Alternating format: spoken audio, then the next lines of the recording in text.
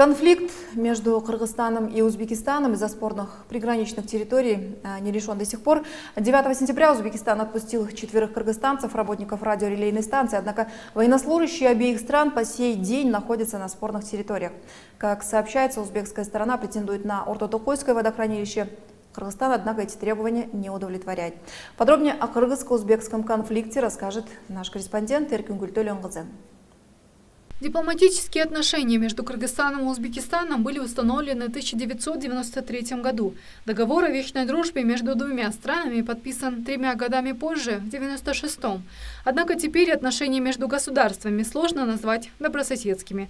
За последние несколько лет между Кыргызстаном и Узбекистаном наблюдается постоянный рост напряженности.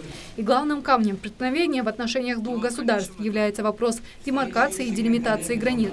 Если до 2010 года решение принимались посредством взаимных уступок, то сейчас около 60 оспариваемых участков так и остались без внимания властей.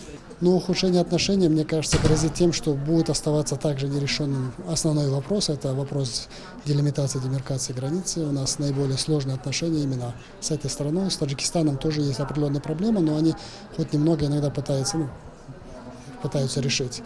Поэтому это определенная сложность. Ну и, конечно, сложность, она сказывается и будет связываться с тем, что это наш крупнейший сосед, и тем более после недавних событий, смены, или точнее, происходящей до сих пор смены президента в этой стране, есть определенные риски того, что как это будет проходить, и скажется или не скажется на соседях, в том числе и на нас в этой ситуации.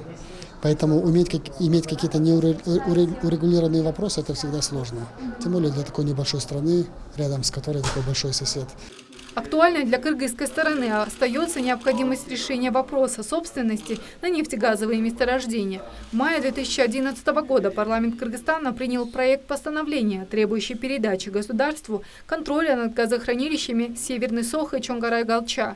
Так, по расчетам специалистов, через газохранилище Северный Сох, которое находится на спорном участке границы между двумя странами, прокачивается около 4 миллиардов кубометров газа в год. Таким образом, единоличная эксплуатация Узбекистаном спорного газохранилища не лучшим образом повлияла на развитие дипломатических отношений. Также стоит отметить, что в 2010 году Узбекистан в одностороннем порядке ужесточил пограничный контроль через государственную границу, вследствие чего официальный товарооборот между государствами снизился на 90%. Однако уже в ноябре 2012 года между руководствами стран была достигнута договоренность об открытии 6 из 15 пунктов пропуска. Думаю, что на сегодняшний этап настал момент перезагрузки, и думаю, что руководство центральноазиатских стран заново проведут перезагрузку и будут искать пути соприкосновения. Иначе вопрос, мы смотрим сейчас на другие страны, где, конечно, их не страдают не руководители стран, страдает народ. Одной из самых серьезных проблем стал так называемый водный конфликт. В 2010 году Кыргызстан и Таджикистан приступили к строительству крупных ГЭС на межграничных реках.